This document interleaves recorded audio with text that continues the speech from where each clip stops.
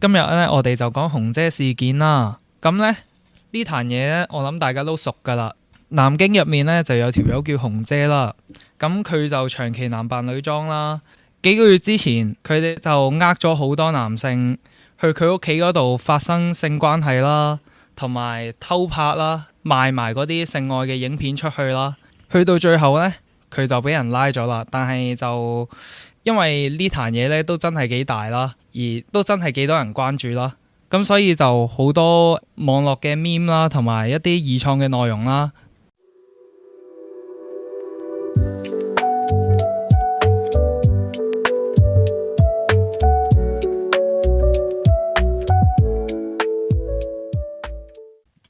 各位聽眾大家好，歡迎收聽人類的失序樂園 Anomic Paradiso。喺呢個 podcast， 我哋會用一個後現代嘅視角嚟同大家討論一啲大家成日去接觸到，但係又冇乜機會去發問嘅一啲 topic， 例如青年啊、家庭啊、性別啊呢一啲啦。咁希望大家聽完之後會有多一啲唔同嘅諗法啦。大家好，我係今日嘅主持 Michael。我係今日嘅另一位主持 Julian。Hello， 大家好，我係今日客串嘅一位朋友啦，大家可以叫我阿 Man， 係啦。好啊，咁呢，其實阿 Man 呢就係佢約我過嚟嘅。其實我唔係嘅，係你話想錄，跟住即係我唔嚟，你都會錄噶啦呢一集，所以又唔可以話我約你嘅。但係我主動提出話想一齊傾下呢個話題，因為我對呢件事都有啲興趣啦，有啲觀察咁樣咧，一陣都可以講下。係咯，因為其實如果唔係因為阿 Man 喺度嘅話，可能我哋今日嘅 topic 就係另外一樣嘢，而唔係嚇真係㗎？點真係㗎？點解嘅？因為我哋已經講定話下一集我哋想傾 SEN， 因為我哋兩個都有啲 SEN 嘅問題，但係因為咁啱你喺度，你又想講紅姐，咁我哋咪喺度講紅姐呢樣嘢咯。嚇！我以為你係 firm 咗一定會講紅姐。唔係，其實唔 exactly 關阿 Man 事嘅，而係一嚟呢個 topic 我自己都想講啦，因為即係我第一集嗰陣都講過，其實我係一個着裙化妝嘅男性啦，咁。我見到呢壇嘢嘅時候，其實我都有啲感受嘅，陣間再講啦。嗰陣我就出咗個 story 啦，即係都關地紅姐事，但係其實我係講緊男人，即係應該要 normalize 男人求助啊嗰啲嘢啦。咁跟住阿 Man 就見到我個 story， 跟住就同佢傾咗一陣，跟住就話，又諗住傾紅姐喎，就咁樣，所以就約咗佢出嚟啦，咁樣咯。有句説話可能唔應該拎上嚟講嘅，但係我可以講埋就係，其實如果本身你諗住錄其他集數咧，我係冇所謂嘅，即係你係可以推咗呢一集佢咧，我覺得唔錄都冇乜所謂嘅。唔緊要，而且件事都丟淡咗一陣，可能都唔係咁 up to trend。唔緊要，來都來了，來都來了。我本身就諗住叫你 cut 走啱啱嗰段咁嘅 background 啦，冇人想知。但係你有呢一句咧，就令到成段嘢有翻個價值，可以留翻喺度。喂，梗係啦，呢集個 topic 嚟㗎，你知唔知？係冇錯，來都來了。咁我哋既然來都來了，不如想講下就係點解你 Michael 你會想傾呢件事？頭先你講少少嘅，你就係話可能牽涉到你個人本身都係一個打扮喺社會角度係比較女性化嘅一個人，起碼你會咁樣打扮啦。有啲時候，咁而呢件事可能會令到你有一啲唔好嘅感受。可唔可以講下其實係關呢件事咩事呢？係咪見到啲人對件事情嘅評論，令到你覺得個社會有一啲嘢係你睇唔過眼定係點樣呢？呢壇嘢呢，我都係好後知後覺嘅。第一件事就係因為嗰陣即係紅姐俾人拉嗰陣呢，其實我人在加拿大啦，然後我就好少睇 Flash 啦。跟住我翻咗嚟嘅時候呢，我先知道，原來有壇咁嘅嘢。OK，咁我再睇落去嘅時候呢，即係我自己都係一個成日碌 Flash 嘅人類啦。即係我平時玩 Flash 呢，我自己都會 po 自己個樣出嚟啦。唔中流量密碼就還好嘅，但係一中流量密碼呢，我就一定會俾人鬧噶啦。即係話我即係男定女啊，跟住又話翻我不男不女啊、變態啊嗰啲呢。佢仲要 po 我着女僕嗰張相出嚟，我自己 po 咗上 IG， 我 IG public 嘅。即係我諗起呢啲嘢啦。咁跟住呢，紅姐嗰壇嘢之後呢，我又見到另一啲好戇鳩嘅論述呢，就係女裝仔仔唔係淨係得我噶嘛，咁仲有好多人噶嘛。嗰陣我就好少 po Flash 噶啦，但係即係我有時見到呢啲 po 咧，都係女裝仔仔啦，然後點都會有啲人鬧噶啦，即係你見即係呢啲男人陰柔打扮咁樣，即係都會有啲人去反駁翻啲鬧佢嘅人啦。咁嗰下好笑啦，啲鍵盤戰士咧就會話吓，你睇下紅姐點樣咁樣啦。即係咧啲鍵盤戰士咧係好好笑啊！佢哋會 assume 咧，佢哋咁樣打扮嘅目的係一定係對女性不利啦，或者對順性別嘅人不利啦咁樣。咁我覺得好神奇喎，點解呢壇嘢點解會俾咗一個原因俾啲人去歧視唔同打扮嘅人？咁所以我嗰陣都有諗過講呢壇嘢嘅，不過當然啦，拖咗好耐啦。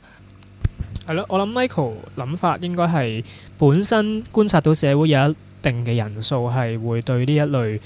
我唔知點形容，係易服或者叫做打扮得唔係好似男性嘅嗰啲男性咧，就會係覺得佢哋係一定係基於一啲心理嘅問題啊，甚至係變態啊，或者有啲個人嘅道德問題，所以先會咁做嘅啫。即係本身已經係有呢啲咁嘅污名嘅觀點放咗喺佢哋嗰度，而再加埋紅姐呢一件事件，就進一步令佢哋將一啲負面嘅嘢同呢一類打扮嘅人咧就連埋咗一齊，扯上連埋一齊。呢件事就令你覺得有問題嘅係嘛？即係可能可以咁樣去理解。可以咁理解。咁至於我嚟講呢，咁即係你聽我把聲就覺得我係一個女性啦，但係即係除咗我有我自己女性打扮啊，即係返工嘅打扮啊，或者日常出街嘅打扮嘅時候呢，我有時都會有啲男性嘅打扮嘅喎，即係反翻轉嚟着翻一啲男性嘅服裝啊，戴翻一個比較陽光嘅假髮啊咁樣，即係跟住之後呢，我有時會 po 呢啲相呢上網俾啲網友睇嘅時候呢，因為多數都係外國網友啊，打機嗰啲網友啦，咁佢哋睇到張相嘅時候呢，佢哋就會即係佢哋就喺度拗究竟呢個人係男定女嘅呢咁樣。但係佢哋拗嘅時候呢，我又覺得即係好好笑喎！即係佢哋拗嘅時候呢，我又覺得好似有種成功感嘅喎，即係喺背後人哋又唔知我係男定女咁樣，又好似有種成功感咁樣啦。但係即係啱啱聽完嗰種紅姐事件呢，又聽完 Michael 嗰件事之後呢，我就覺得即係點解即係我身為一個生理女性啦，點解我去着男裝嘅時候呢，啲人又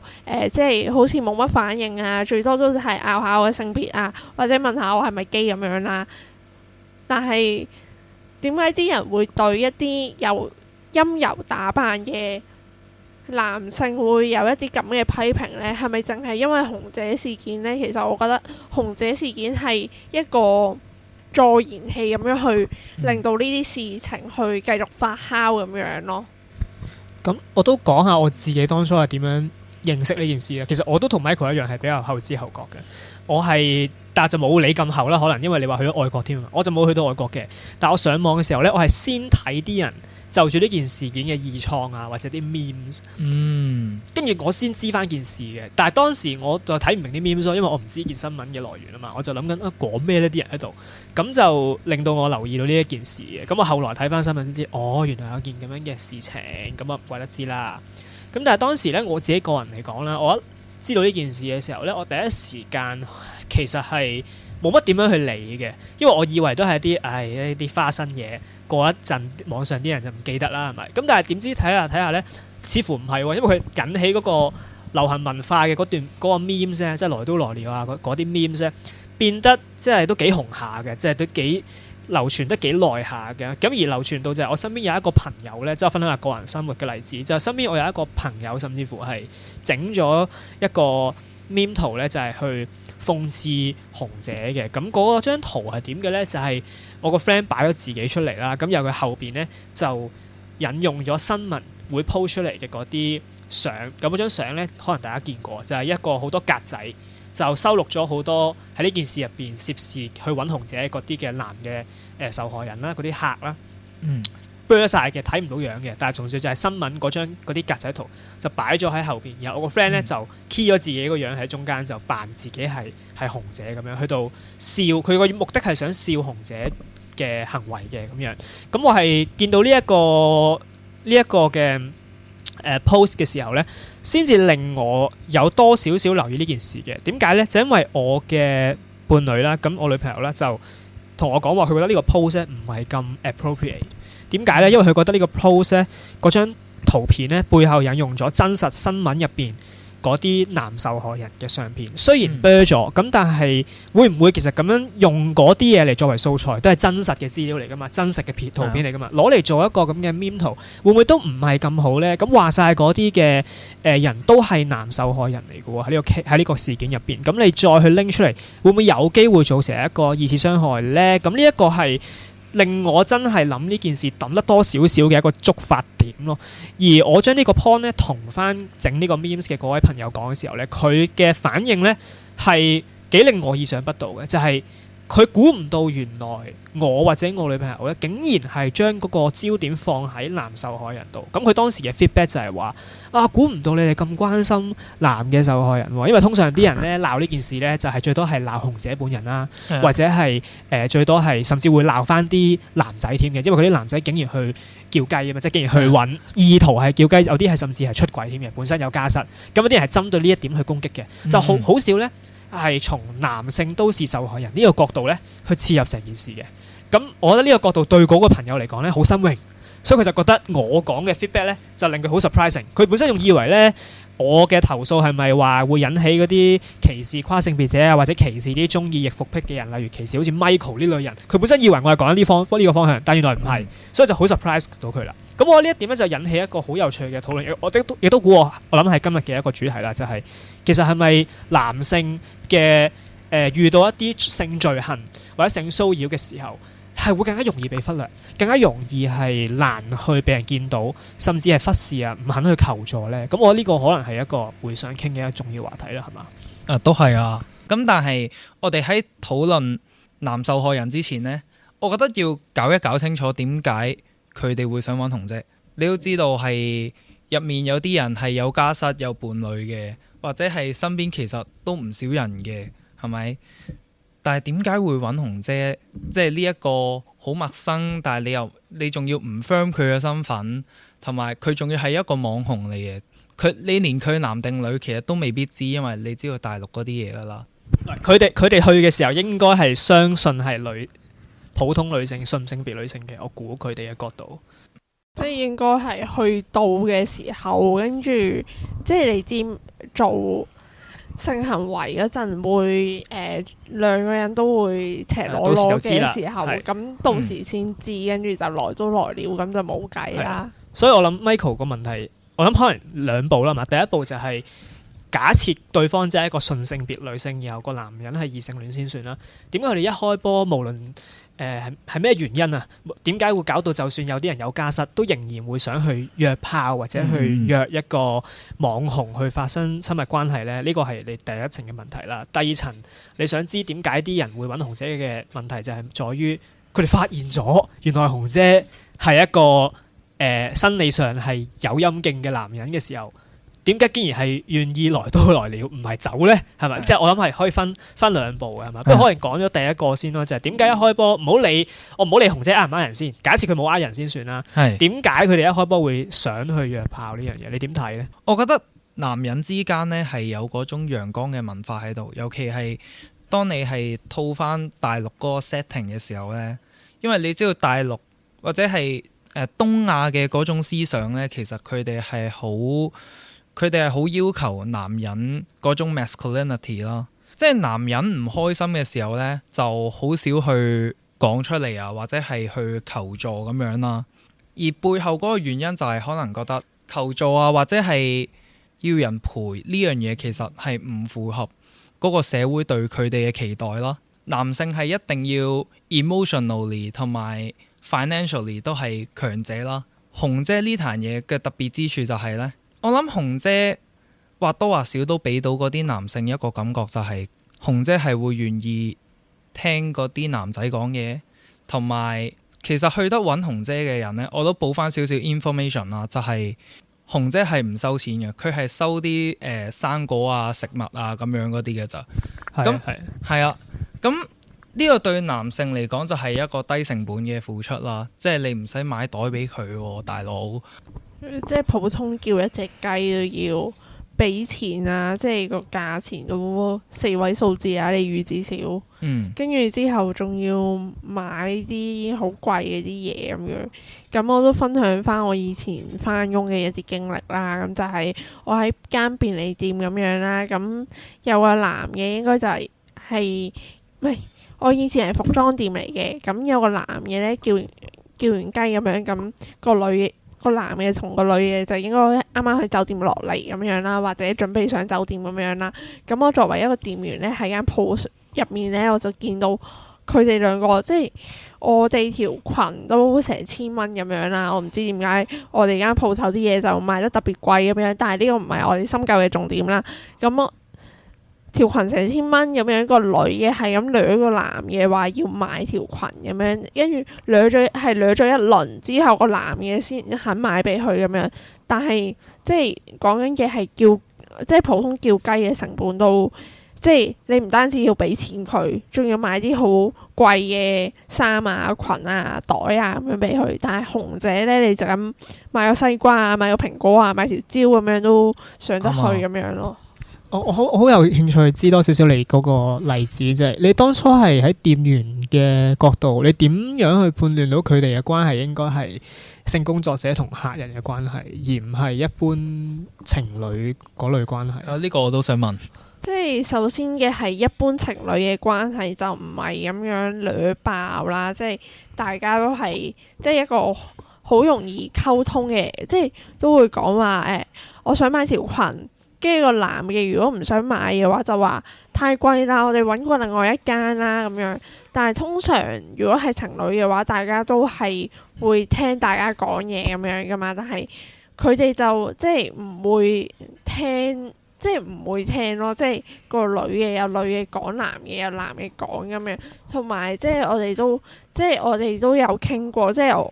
間鋪就唔單止有我一個店員喺度啦，咁我哋咁多個人都傾過啦，同埋我哋老闆娘都喺度都傾過，就係話，即係佢哋係咪可能叫完雞咁樣，跟住落嚟，跟住就買翻啲嘢回敬隻雞咁樣咧，跟住我都好似隱約咁聽到佢哋話咩，我幫你做完咁多嘢咁樣。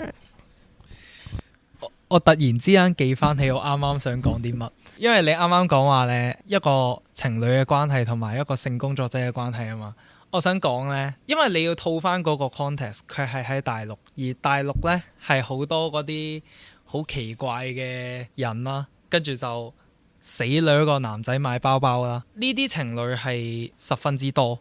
同埋延續翻我啱啱講嘅嘢啦，其實呢，男性呢係由細到大呢都係被教育，即係唔好顯露過多嘅情緒，而紅姐嘅出現呢，對佢哋嚟講就係一個情感嘅 support 咯，佢哋想有人陪嘅咋，其實我都覺得係 fulfill 到呢一個情感需要，因為聽講紅姐佢喺好多人心目中嗰個賣點咧，就係佢會咩陪你傾偈啊，你有啲咩軟弱嘅嘢可以喺佢面前展現出嚟，而呢啲可能男性喺一個即係如果好受傳統社會化嘅一個男性咧，其實佢未必有咁多機會願意去展現嗰一面出嚟嘅，即係甚至乎有啲時候你展現嘅話，仲會俾人哋嫌你唔夠 man 啊，或者你揾翻你阿媽啦，仲細個咩？即係會有呢一類嘅，或者你唔好咁女人啊，呢一類嘅言論啊，呢啲反饋咧係會俾到佢哋嘅。不過我都認同你一開波講。其實你話死女呢方面咧，其實情侶之間會唔會死女定還是係好合理咁樣互相溝通咧？都真係睇嗰個情侶嘅具體相處模式。但我反而係覺得，如果係真係純粹客人嘅關係嘅話，死女就反而唔係好似咯，係咪先？即係如果我哋係即係我係性工作者嘅話，咁我係咪真係需要掠你咧？即係本身傾好咗係呢個價或者係呢嚿交易嘅條件，咁其實就照做好似就 OK。不過其實都冇所謂嘅，即係嗰個例子就唔係重點。個重點係我哋見到而家有一啲男性佢哋可能係有呢一方面嘅情緒需求，而且紅姐佢唔單止滿足到呢一啲嘅需求啦，而且佢要求嘅代價都好細啊！即係你一定係唔需要去即係買啲貴重嘅嘢俾佢啦，甚至係平過你平日拍拖維持關係啦。可能你買啲勁簡單，買啲生活用品，甚至你連啲嗰啲牌子你都唔使識分添，生果係啦，即係生果啫嘛，買米咁樣。佢阿蕉都得啊！係咯，咁所以呢啲係條件好吸引，係咪咁講？即係呢個可以吸引到佢哋出門口嘅呢個嗰個原因啊，就唔係約炮 in general， 因為約炮 in general 你都可以，或者叫雞 in general 你都可以話佢哋有性需求啫。但係呢個 case 入邊特別嘅位就係紅姐唔單止滿足到佢情感需求，仲平抵，所以先至即係性需求加情緒需求加平，係啦，係啦三樣嘢爆啊！你比在我係當事人咧，好老實講句，有啲心動係咪？其實梗係有啲心動啦，黐撚線咩？ OK， 咁但係據我所知就係就算心動還心動啦，但係出到去你本身如果係異性戀嘅，你埋到去你發現原來紅姐嘅真面目唔係你想象中那樣子，咁你係咪都仲繼續會留低先？好坦白講啦，我就佢哋有好多男人嘅實例就話俾我哋知佢哋會留低並且來都來了啦。咁點睇呢？你覺得點解會咁呢？其實來都來了咧，係我哋放大咗某條友嘅講法啫，係啦。但係聽來都來了嗰陣嘅嗰個時空，我哋覺得好好笑啦，因為條友竟然唔識走喎。但係咧，即係後尾諗翻咧，即係呢壇嘢係一個性暴力嚟噶嘛，你都要知道係咪真係咁容易走先？你去到人哋屋企佢有機會反鎖噶喎。係咯，我正想講就係上到紅姐屋企咧，咁你都未必可以咁容易咁走得甩噶嘛。即係例如 Michael 講嘅話，佢會反鎖啦，同埋佢會唔知有咩行動啦咁樣。咁同埋咧，你真係來都來了咁樣，咁就真係變咗係一個好孤立嘅狀態。因為話晒嗰個都係紅姐嘅屋企咁樣。咁如果喺人哋屋企嘅話，咁做大嗰個就梗係人哋啦。咁所以佢可以做乜都得，但係你走啊，你反抗嘅話咧，可能會俾佢玩翻轉頭嘅喎。其實去到屋企就係一個好冇網管嘅私密空間。即係喺嗰個環境入邊，我諗你哋想講嘅就係喺個環境入邊，其實即使個男性係真心想離開，佢都未必係我哋講到咁輕易。即係我哋旁觀就話好輕鬆啫，走咪得咯。即係有少少似你平時見到啲即係一啲女性被性侵咧，總有啲人會出嚟話：喂，好簡單啫，你反抗逃跑咪得。係啊，有啲咪得咯。係啦，即係會有啲人咁樣去俾建議啦。咁但係呢啲建議通常都未必實際嘅，因為當事人嘅角度就唔係咁容易。但喺紅姐呢個 case，其實我就唔太 sure，因為紅姐佢係咪真係有去會做呢一啲咁霸道嘅行為，我唔 sure，因為我亦都事實上冇睇過佢嗰啲片啊，因為嗰啲偷拍嘢唔想睇啦。咁但係就冇乜點樣聽過文字彙報啦，冇乜點樣聽過話嗰啲男性喺過程中係被紅姐強上或者之類，即係睇落好似聽落係一個到時埋位嘅時候係都睇落好有啲似自願係嘛？即係或者唔係好 resistance 啦，起碼。即係有個咁樣嘅，that's why 啲人先會話點解佢哋好似去到嗰個場所都仲咁樂意去繼續件事，所以啲人先至會引起關注同埋咁紅咯。我諗呢個係其中一個原因啦，係嘛？啊，係啊，同埋另一樣嘢係咧，其實呢件事係即係佢哋做性愛嗰個過程咧係錄咗片嘅，同埋都流咗出去嘅。如果唔係我哋唔會講啦，係啦，咁。即係我哋要擺翻正，就係呢壇嘢係一個影像性暴力咯。咁錄嗰陣都冇得到啲男性嘅 consent，即係通常如果正常情侶或者正常叫雞咁樣話想錄嗰啲呢，通常係大家互相有 consent 先會錄噶嘛。但係紅姐呢樣嘢呢，即係紅姐自己做主導去錄晒啲片咁樣，咁錄完啲片咁樣，咁就雖然唔係去威脅嗰啲男性咁樣啦，但係都即係成個身體俾人流晒出去喎，咁都係一個性暴力嘅行為咯。嗯，係冇錯，呢個我絕對係同意，亦都係我頭先一開波節目，即係一開波嘅時候，我有提及過，我覺得呢個係大部分嘅人喺日常生活即係流行文化入邊提起紅姐事件嘅時候，比較少留意到嘅一個重點啦，就係通常係講即係 focus 喺點樣搞笑啊 ，focus 喺嗰啲男性嘅行為度，喺佢哋眼中又幾難理解，點解咁都唔走嗰類嘅行為，覺得好好笑，攞嚟做一個笑柄啦。但係就比較少去留意到，其實呢件事有個好嚴重嘅問題，就係偷拍啦，同埋流出嘅問題啦。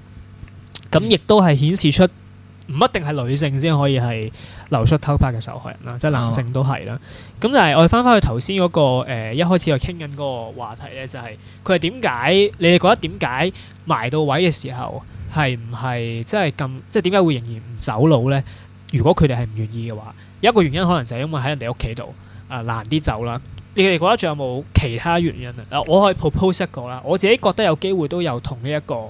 沉沒成本嘅心理會有啲關係，即係可能佢哋會覺得，因為中國佢哋可能 travelling 都要啲時間啊嘛，睇佢住得近唔近啊，咁唔一定近噶嘛，係咪先？你唔一定係住喺紅姐附近噶嘛，咁你去到嘅時候咧，可能有啲人會覺得，都反正嚟咗咁，即係搭車搭咗咁耐嚟到，咁我又覺得，冇所謂啦，咁啊走咗好似好蝕咁樣就照上啦。我唔知會唔會係咁啊，有機會有部分嘅人咧係有呢一個嘅考慮，所以就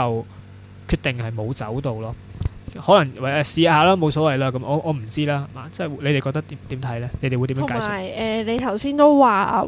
佢咁遠嚟到，即係一場嚟到都唔想走佬嗰啲啦。咁我又想講嘅另外一樣嘢咧，就係紅姐會俾佢哋一個心理嘅 support 噶嘛。咁俾完一個心理嘅 support 佢哋咁樣，咁好似係即係佢有翻一個心理嘅 support 之後，佢係咪應該要為紅姐付出翻一啲嘢呢？咁嗰啲嘢就係性行為咁樣咯。你意思即係你覺得有部分嘅男性可能佢哋會願意繼續嘅原因係佢哋想回饋翻紅姐，即係哇你都俾咗咁多心理支援我，有機會啊。係啦。咁既然我都嚟到，你又睇落幾 nice，咁啊算啦，照嚟啦，我當滿足下你都願意啦，即係有種回報嘅心態，可能都未定喎，係嘛？都有機會喎，好難講呢個真係。暫時好似而家坊間係咪冇嗰啲關於受害者嗰啲訪談係咪冇㗎？即係我哋係揾唔到，暫時未有嗰啲當事人現身說法，好似未有，都只能夠係自己我哋估嘅啫。係啊，OK， 90%都係我哋估。咁其實啱啱你哋都討論咗點解唔走啦。咁嗰堆原因呢，其實都係我哋靠估嘅啫。因為好似阿 Man 咁講，其實都冇人出嚟現身說法，我哋又估另一啲嘢嚟，不如呢樣嘢就比較事後少少噶啦，就係點解啲男人俾人呃嘅時候，佢哋唔肯求助呢？係咯，因為呢件事我哋之所以會知道係新聞報或者俾人拉先知，咁但係佢哋當事人好似有好多都唔係出咗事之後就同身邊嘅人講噶嘛，佢哋身邊嘅人應該都係新聞報咗之後。有好多都係嗰陣時先知，好似做偵探咁樣咧，揾下有冇自己男朋友啊，揾下有冇自己老公啊咁樣。係啦，呢個當時就係一個反應，就係佢哋諗緊佢有冇出軌啊嘛，即係個衰佬係咪出軌，有冇佢份？即係呢一點亦都係頭先我開波講啦，我個 friend 整個 memes 嘅時候，佢個 focus 都喺呢度，就係佢覺得一方面串紅姐啦，另一方面覺得啲人如果要鬧嘅話咧，都係鬧啲男人點解出軌嘅，就比較少 focus 喺男係受害者，或者鬧佢哋蠢咯。都係啦，即係一係出軌，一係鬧佢道德有問題，一係鬧佢智力有問題啦，是哪一個啦，或者 both 啦。OK， 咁而家個問題就係我哋唔好理個受害者係蠢定冇道德定點先，就算佢係蠢或者冇道德都好，咁都唔影響佢係受害人嘅呢一點噶嘛，係咪？咁當佢係受害人嘅時候，點解佢竟然 less likely 去求助咧？或者會有咩因素令佢哋唔想求助？會唔會因為我覺得？一開波阿 Michael 講嗰紮男性嘅社會期望就係我話你男人你要自己搞掂啦，你要堅強啦，你有事唔好同人講。我覺得都可能有一個因素，除咗你阿 Michael 嚟講嗰啲之外，有一個因素我覺得更加直接嘅就係呢件事唔單止係普通嘅騷擾或者罪行咯，佢係性騷擾同埋性罪行嘅方面。因為我可以想像咧，其他方面嘅受害咧。我覺得男人係會講嘅，譬如我俾人偷嘢咧，我俾人打、俾人偷嘢，係啦，俾人打、俾人偷嘢，我唔見得佢哋會收埋咯。但係如果係性方面嘅話咧，可能佢哋會羞恥啲。一方面可能因為佢哋本身自己知自己出軌，咁所以就唔肯講啦。但係就算有啲唔係出軌嘅，都唔肯講嘅喎。可能可能就因為有性呢個原因，就係覺得哇，我俾人知道咗，我係去俾人原因係因為我衰鹹濕，或者我衰蠢，或者我因為性方面俾人哋侵犯咗，我覺得呢件事好有羞恥感，所以就唔敢講。呢個會唔會都係一個即係可能同男人就未必好有關係嘅原因？你覺得係點咧？當然，其實呢個係一個原因嚟嘅。因為性咧喺東亞社會都係一種禁忌啦，尤其係當你係男人，你仲要係你俾人俾人性騷擾嘅話，其實即係我諗有個論述就係啲男人會係精蟲上腦咯，好現實嘅。即係有時唔好講話紅姐呢壇嘢住啦，即係年中咧有唔少人咧係衰交友 app 嗰啲騙案噶嘛，裸聊騙案啊，嗰類啦，嗰類係嘛？係啊，嗰類啦，其實嗰啲都係俾人鬧蠢，俾人鬧精蟲上腦嘅啫。係啊，同埋嗰啲俾人完錢都未必會求助，即係同紅姐呢件事一樣。真係啊，因為牽涉到嗰種兩性嘅關係喺度。Julian 有冇嘢補充？咁我都想講翻，即係一件我個 friend 14歲嗰年發生嘅事啦。咁就係佢都比較耐嘅事嚟嘅，就係佢俾人捉咗去廁所咁樣，跟住就俾人除晒衫，即係除埋底衫咁樣俾人，跟住影晒啲相咁樣啦。咁我個 friend 係去到大概中學畢業啦，20幾歲啊咁樣先同我講翻呢件事咁樣。咁其實我覺得，即係雖然我個 friend 係女，但係其實我覺得佢同紅姐俾紅姐侵犯嗰班人嘅心態，其實我覺得係相似咯。即係一嚟佢。即係佢會覺得啲人會 blame the victim 嗰種心態咁樣，咁會blame 晒佢咁樣啦。二嚟就係啲人即係去上到紅姐屋企做完咁樣，咁紅姐一定會即係你都講話錄晒啲片啦，咁紅姐一定會話，如果你報警嘅時候，你啲片就會流晒出去啊！你揾幫手嘅話，你啲片就會流晒出去啊！係啊，紅姐係咪有呢個威脅㗎？有啊。OK，係咁，好有好明顯係一個原因。同埋即係我個 friend 當時都話，佢當時同嗰個人講話想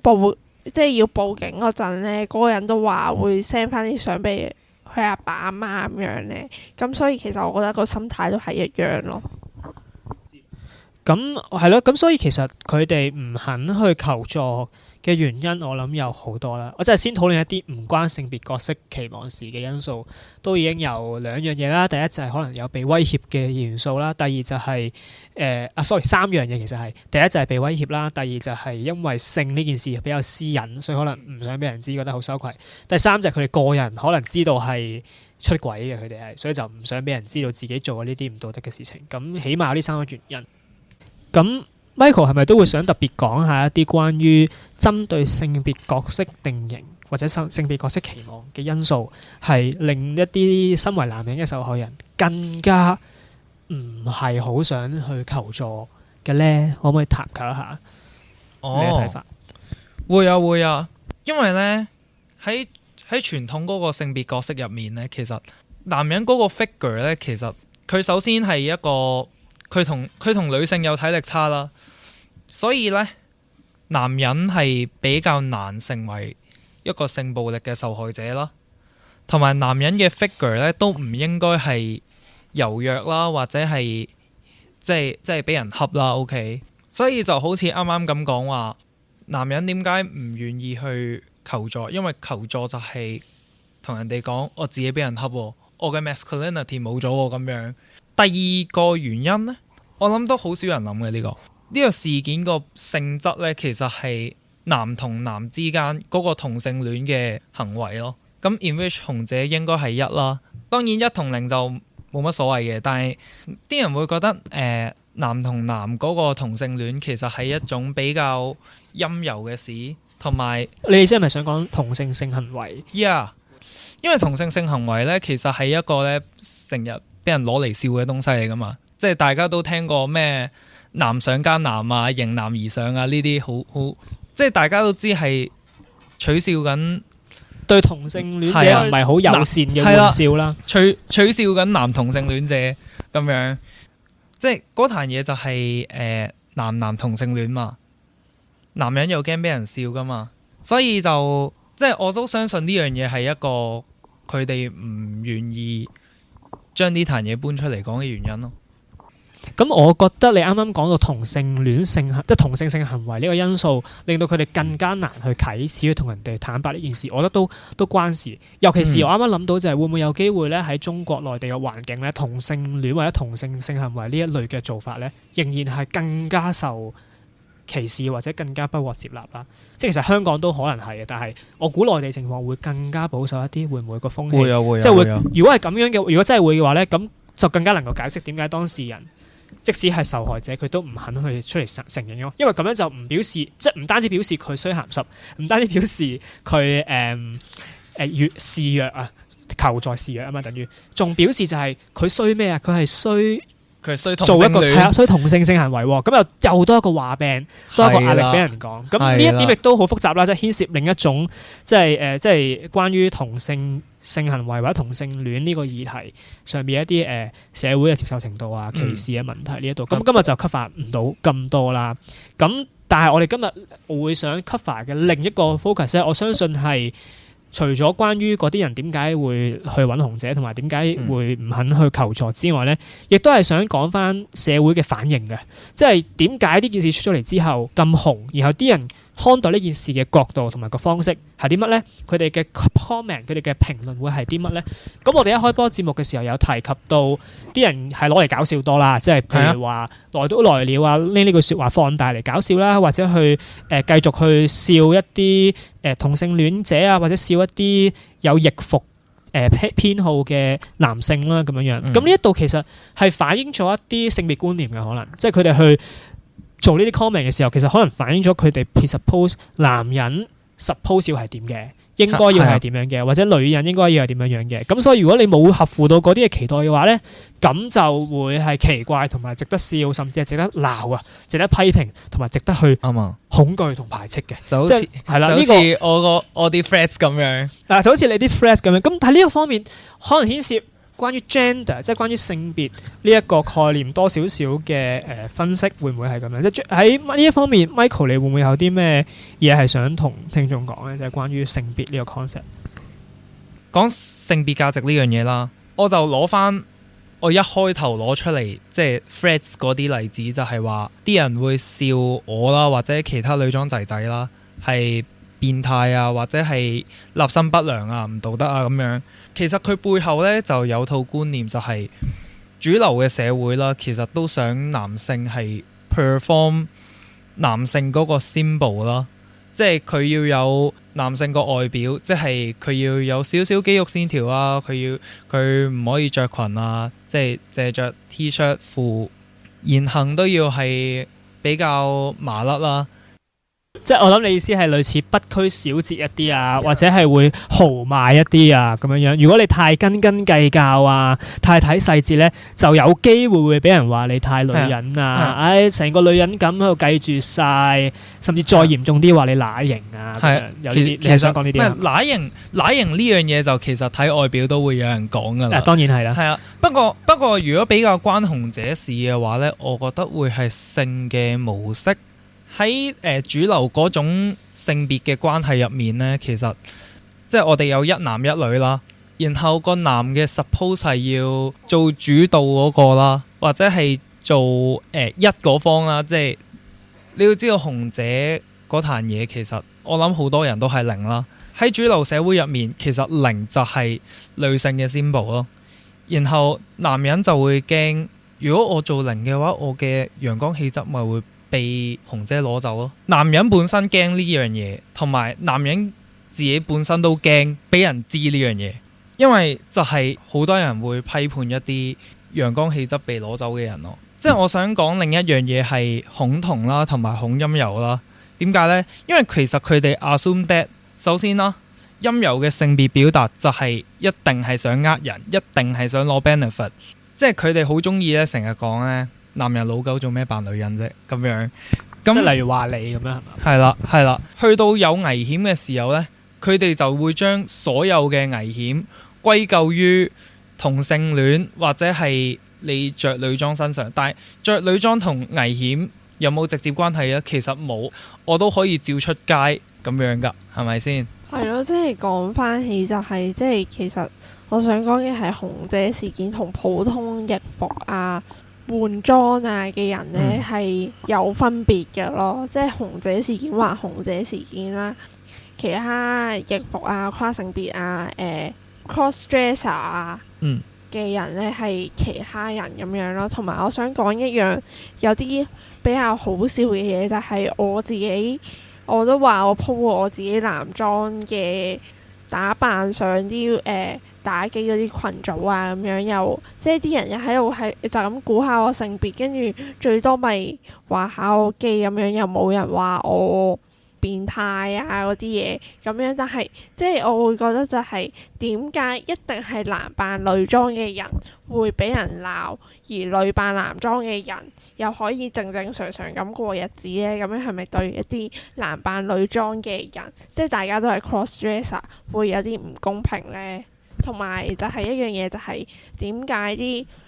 女性就咁着 T 恤同埋短褲，最多咪俾人話着得求其咯。但係男性着裙嘅時候呢，又會俾人話乸型啊、變態啊嗰啲好衰嘅言辭咁樣呢。咁樣。我都非常之認同你兩位所講，就係你嗰個打扮嘅偏好或者風格，同你個人會唔會做嗰啲衰嘢咧？其實唔應該咁隨便拉上關係。即係呢個論點啊，即係如果覺得有關係啊，一見你係做衰嘢，又發現你係易服或者係點樣都好，就即刻話係因為你基咯，因為你著呢啲衫，你先至會做呢啲嘢啊，乸型啊，即係咁樣去做呢啲論點嘅，即係講呢啲論點嘅人咧，其實有個好大嘅問題啊，就係你平時見一啲合乎你期望嘅衣着嘅人犯罪咧，你係唔會話喂，都係因為你着男裝啦，即係你男人着男裝，真係啊，即係你唔會話喂，你着 T 恤啊，唔怪得你會偷嘢啦，即係你唔會咁講㗎喎。但係當你見到一個即係着女裝嘅男性，佢可能有性侵其他人或者做其他奇怪嘅嘢或者違反道德嘅事嘅時候咧，你就會拎呢個衣着嘅因素或者性傾向嘅因素咧，你去做一個理由去抨擊佢嘅。咁呢一點其實係好奇怪嘅，係冇任何證據 support 嘅一個論述啦。咁所以我非常之同意 Michael， 亦都同情你嘅遭遇啦，即係成日俾人屈。但根本上 Michael 係一個正常到不得了嘅人啦。OK， 只能夠咁樣講。唔止正常到不得了，而係好到不得了嘅人。多謝你哋對我咁高嘅評價，就咁講。係，我想咧，因為提及到性別同埋性別價值啊嘛，我覺得有可能要補，可能有機會可以補少少關於 concept 上嘅一啲解釋啦。就係有啲聽眾可能會唔係好明，即係啱啱 Michael 一路係咁講咩性別嘅期望啊嗰啲，其實究竟係講緊啲乜咧？係咪即係單純講緊性別定型咧？咁我覺得係嘅，即係最表面嗰層好明顯係講性別定型。但係如果再深入啲去講，就係問到底咩為之 gender 咯，即係 gender 同 sex 到底嗰個分別喺邊一度？咁好多人都聽過就係 gender 同 sex 嘅分別就係社會同埋生理嘅一個分別啦。Gender 就係指一啲 social 社會上嘅一啲特質，而唔係純粹生理上嘅特質。咁但係呢個咁嘅分法都可能有好多人唔係好知具體入邊。如果再想仔細啲去 define 咩叫性別嘅話咧，即係咩叫 gender 嘅話咧，其實就未必咁熟嘅。咁我個人嚟講都唔係好熟啦。咁但係我覺得可以拋磚引玉提兩個常見嘅一個 theory 啦，咁可以幫到手去理解嘅。第一個就係有啲人會覺得 gender 其實就係一啲 performance， 即係 gender itself 就係 performance。咁所以咧，你成為一個女人嘅意思咧，就係你 perform 表演啊，成為一個好似女人咁樣嘅人。咁咩叫好似女人嘅人咧？就係講緊一啲社會嘅期望啦，就係啱啱嗰啲角色定型，例如你會着裙啊，你會講嘢比較温柔啊，你唔會太 aggressive 啊。咁呢啲咁樣嘅特質咧，其實就係當你去選擇 perform 呢啲特質嘅時候，你就係叫做成為緊女人咯，或者成為緊男人啦。如果係你 perform 另一啲特質，係啊。咁呢一個角度就係用 performance 用表演嘅角度去理解咩為之 gender。咁有另一個嘅諗法咧，就可能係有啲似嘅，但個 focus 就唔係喺 performance 嗰度，而係講嗰啲係即係 social講錯咗 I mean gender 係 social rules 或者 social expectation， 就用規則或者期望去 define 嘅。即係話如果其他人覺得你係一個男性，咁就意味住佢喺你身上咧，佢會投射一啲 expectation 嘅，譬如覺得你應該要係做 X 交叉 Y 儀式咁樣。如果你唔做呢啲 X 交叉 Y 儀式嘅話咧，佢就覺得你係一個唔合格嘅男人或者唔合格嘅女人，因為你違反咗你身為男人或者女人應該要守嘅 social rules。咁有呢兩個嘅角度去拆解咩為之 gender。咁但係無論你用邊套 theory 都好啦，呢度嘅重點就係、可能喺紅姐事件入邊咧，一啲人之所以會咁大反應，或者甚至乎係攻擊嗰啲嘅男受害人嘅原因咧，可能就係因為佢哋冇做到嗰啲人心目中應該要有嘅男人嘅 performance 或者男人伴隨嘅 social rules。例如就係咩啊？例如就係唔好去俾人哋插後邊，我唔知唔好俾人搞後面。咁呢個可能係一個performance 或者一個 social rules 嘅一種啦。咁又或者可能係覺得，尤其是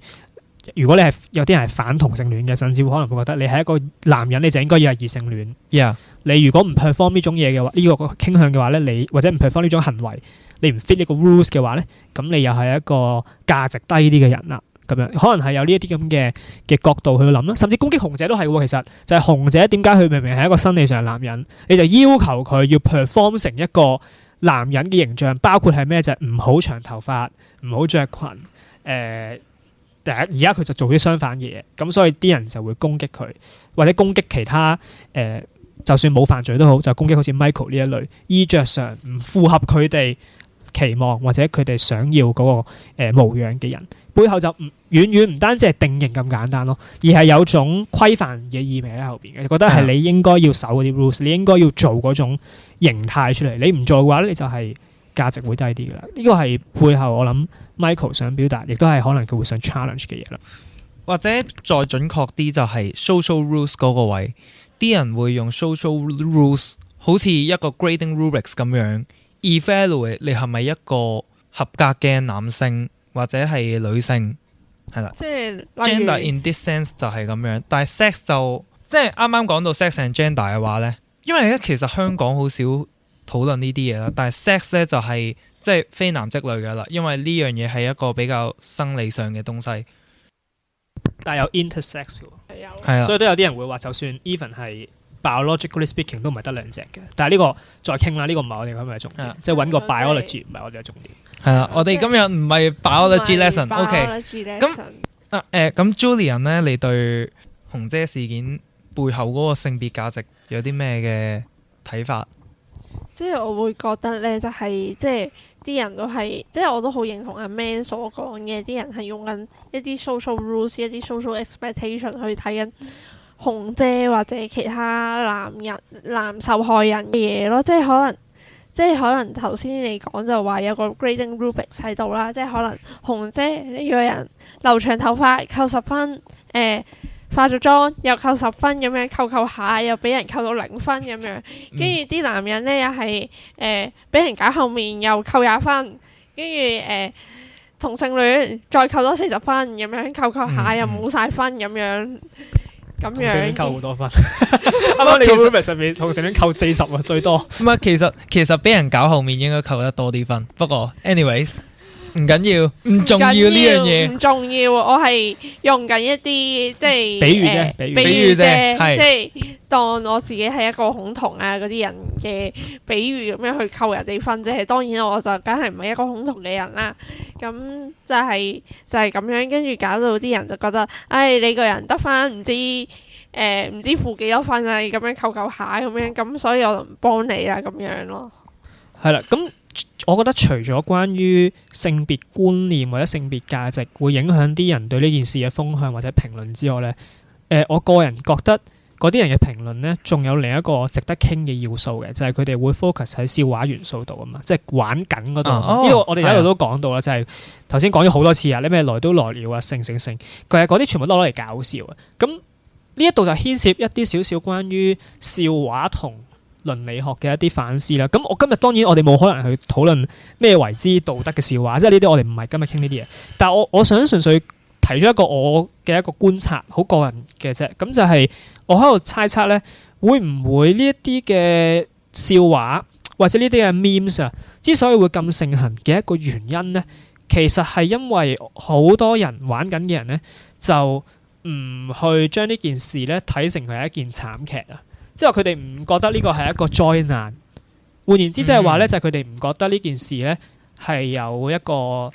牽涉住一個受害者嘅。但係呢個頭先我哋已經 establish 咗啦，就係其實呢件事係一個性暴力嘅問題啊嘛。就係頭先好多我哋講咗男人都係喺呢件事入邊嘅受害者。於是我就會喺度諗啦，喂，如果一個社會嘅意識係強好多嘅，佢哋係會一開始就意識到呢件事係性暴力嘅慘劇嚟嘅，咁會唔會嗰個玩笑嘅風氣冇咁盛行呢？即係起碼我哋唔會咁老諷，唔會咁肆無忌憚咁樣當係一個笑話嘅素材咯，係嘛？咁而家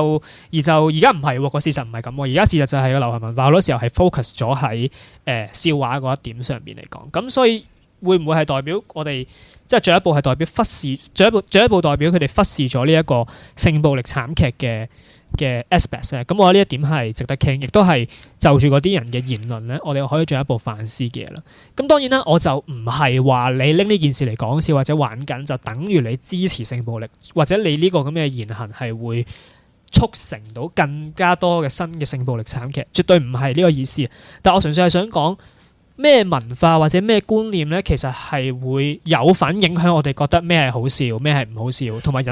有份影響我哋拎啲咩嚟講笑嘅，係咪先？即係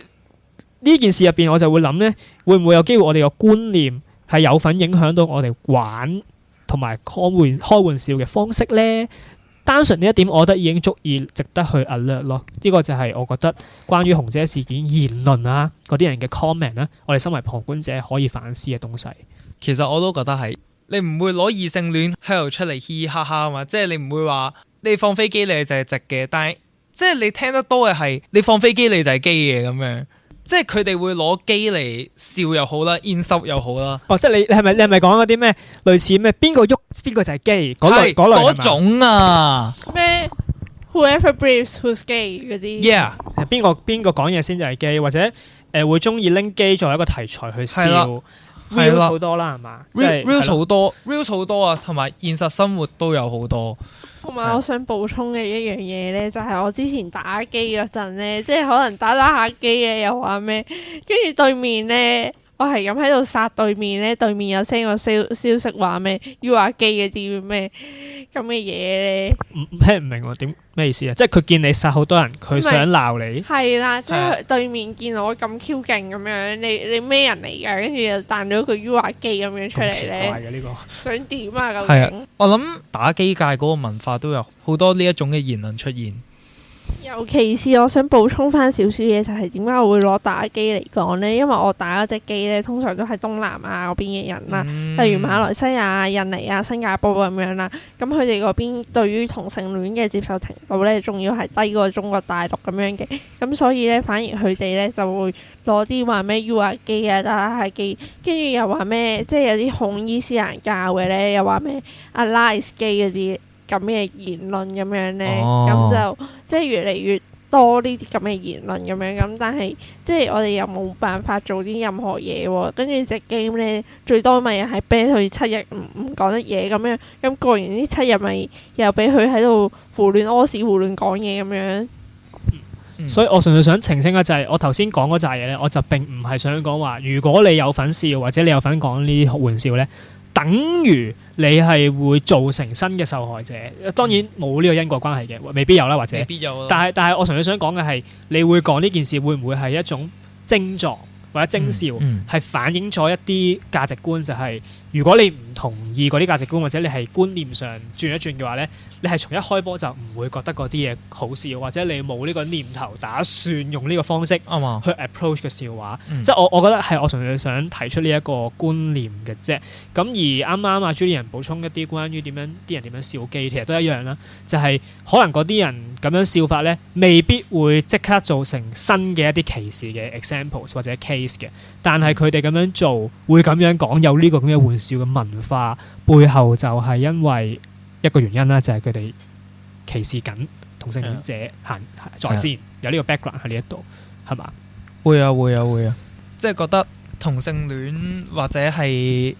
乸型呢一啲字眼係一啲可以攞嚟笑嘅東西咯。In which 即係我哋覺得唔得啦。當然我哋睇得多流行文化，笑人哋同性戀，或者係笑啲男人蠢，笑啲男人唔夠 man 啊咁樣啦。我哋又可以點樣去 approach 呢一啲事件呢？或者我哋想社會唔同嘅人點樣 approach 呢啲事件呢？其實其中一個 approach 我覺得係幾得意嘅係呢 feminism 啦，其實大家成日聽啦 feminism 咧，其中一樣嘢就係、其實係要俾 feminine 嘅 traits 被承認啦。feminine 嘅 traits 咧，除咗係一啲好外表上嘅，即係例如你着衫啊嗰啲之外咧，仲有嘅係感性嗰一面咯。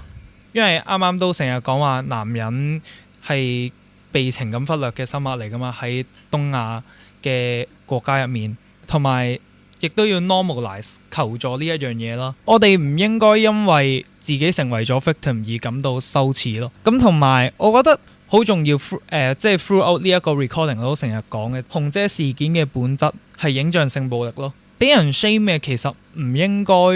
係啲男性受害者咯。即係你話佢哋蠢又好，精蟲上腦又好，但係主要個 emphasis 其實唔應該係喺佢哋身上。我覺得應該要講翻紅姐咯。咁同埋我都想講翻一啲紅姐自己應有嘅責任咁樣啦。咁我自己覺得咧，就係紅姐係有責任同啲男性講話，其實自己係生理男啊，或者自己係跨女啊嗰種嘅講法啦。因為即係其實你要去到做性行為，即係可能如果我約一個跨仔或者跨女出嚟見面嘅話，我都會當佢係即係一個順性別嘅人去看待咁樣啦。但係如果係去到做性行為嘅話咧，咁都會有另外一啲咁嘅考慮咁樣咯。即係例如佢嘅私密處啊，或者其他嘢咁樣咯。即係如果你要去到做性行為嘅話，當然紅姐就咁約啲男人出嚟傾心事啊咁樣，我覺得又冇必要講㗎喎。但係如果係出嚟去做一啲親密行為嘅話咧，我覺得係有一個責任要去講翻咁樣咯。同埋即係見有啲人咧會喺交友 app 嗰度咧會 label 翻自己係 trans 咁樣，咁啲人雖然都會問多，即係啲人可能都會問多兩句啦，但係即係都係一個應有嘅責任咁樣咯，我會覺得。同埋我哋要認真去看待呢一種嘅影像性暴力咯，因為呢樣嘢其實係同勒索嗰種其實冇乜分別㗎，係咪？你都係攞屬於佢嘅 point， 或者係影到佢嘅 point 去勒索佢，唔好將呢件事講出去咁樣，係啦。係啊，所以即係講翻我頭先提及到嘅我個 friend 嗰件事啊，咁即係點解佢要去到20幾歲，即係成20歲先可以同人講翻呢件事呢？就係即係覺得20歲嘅時候，可能啲人嘅接受能力會高咗，或者可能啲人會即係冇咁 blame the victim，或者可能啲人會即係都過咗咁多年啦，咁就無謂追翻佢嚟講啦咁樣咁嘅心態咯。因為佢本人都唔想追究任何責任嘅，但係佢本人只係想平平安安咁過日子嘅啫。但係點解當時佢唔夠膽尋求協助呢？就係因為佢當時一嚟父母都算係比較嚴格啦，咁而且嗰個同學想威脅佢嘅係錢嘅方面咯，即係佢父母每日俾40蚊零用錢嘅，咁佢又要攞晒嗰40蚊咁樣，我同學又冇飯食啊，乜都冇啊咁樣咯。咁所以即係其實呢啲影像嘅性暴力咧，背後都係一個威脅嘅成分喺度啦。咁而且紅姐即係俾人 shame 嘅應該唔係啲受影像性暴力去被侵犯嘅人啦，而係用影像性暴力去侵犯人哋嘅人咯，即係紅姐本人咯。提到影像性暴力呢個 concept 啦，其實頭先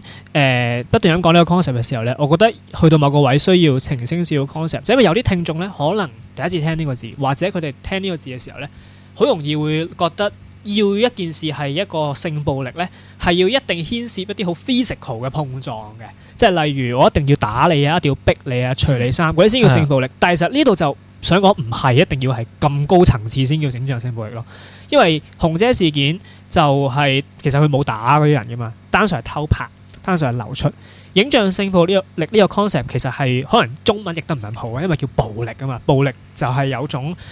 有時候會令人聯想到要有肢體碰撞啊，有啲物理上嘅衝突先叫暴力。但係其實呢度就唔係想講呢樣嘢，呢度係想講我哋用影像，尤其是係私密嘅影像嚟到去侵犯一個人或者嘅一啲威權益，脅係啦，威脅佢呢一種嘅行為係好有暴力嘅性質嘅。咁係呢一點就已經係嘅，因此咧，單純你平日生活如果出街去偷拍人咧，其實已經係一種性暴力嘅展現嚟㗎啦。雖然你冇打佢，但已經係一種性暴力。所以我想講就係、大家唔一定要諗到好似 Julian 個 friend 嗰種程度，話要去俾人入廁所、俾人打、俾人除衫，嗰啲先叫性暴力。其實唔係㗎。如果你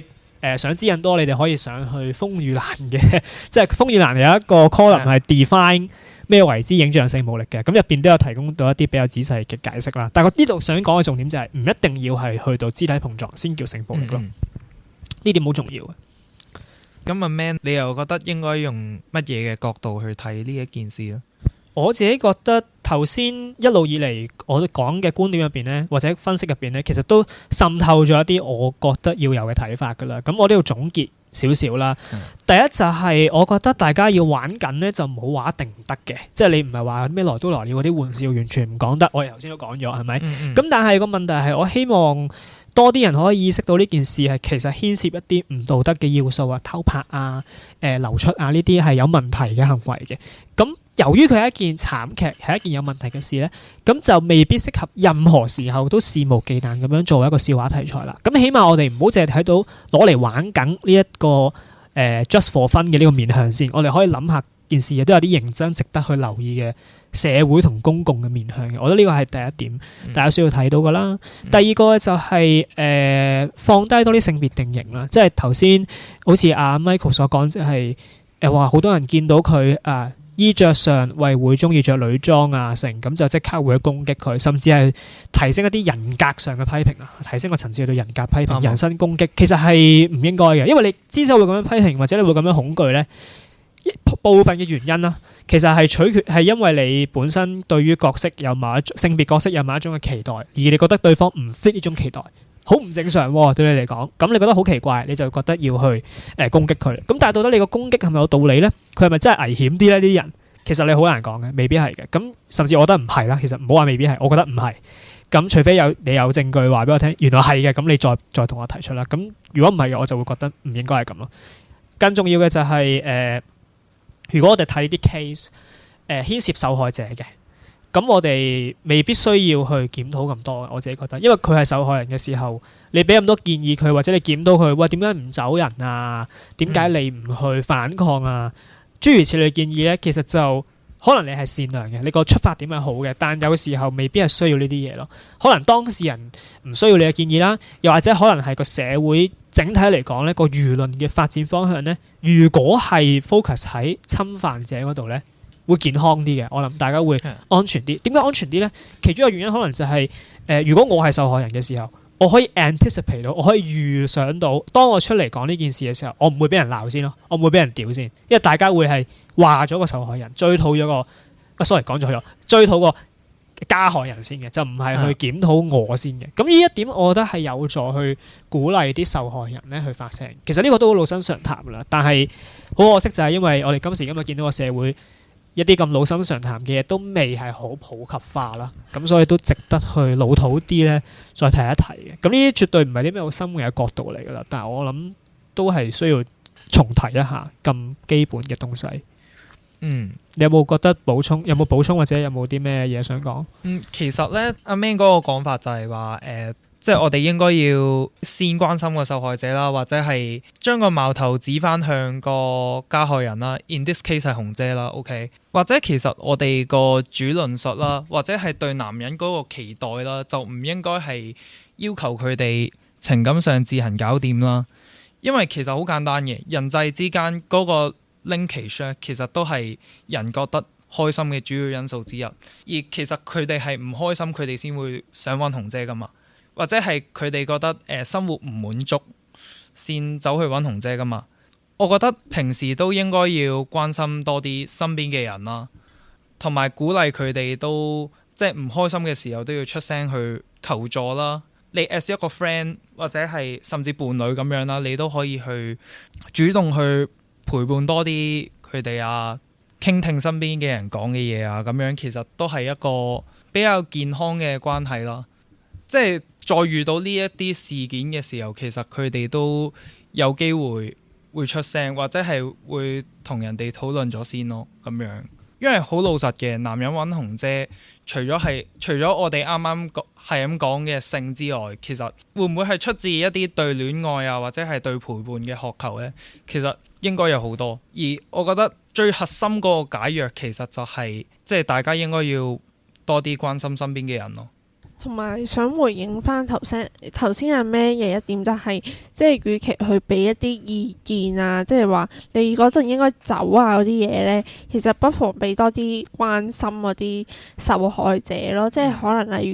如即係唔使點講任何咩意見嘅，即係例如可能我知道你嘅困境啊，即係俾佢哋知道係有人去關心佢，有人覺得佢哋係受害者，有人覺得佢係值得被傾聽、值得被聆聽嘅人 ，instead of 一班唔識走啊、蠢啊、戇鳩啊嘅男人啊咁樣咯。我覺得佢哋需要嘅就係呢啲咁嘅關心啊、聆聽啊嗰類嘢。咁我哋都總結一下啦。我哋首先探討咗呢個社會係點樣看待呢一件事，同埋一啲嘅男受害人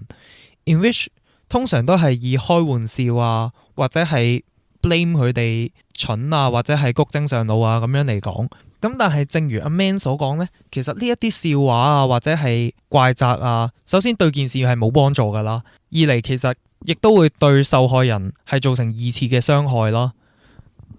咁如果我哋將個注意力係擺喺鼓勵男受害人求助嘅話呢，咁我諗成個論述都係會更加健康啲嘅。起碼公眾係會意識到，哦，原來呢樣嘢係偷拍嚟㗎，或者係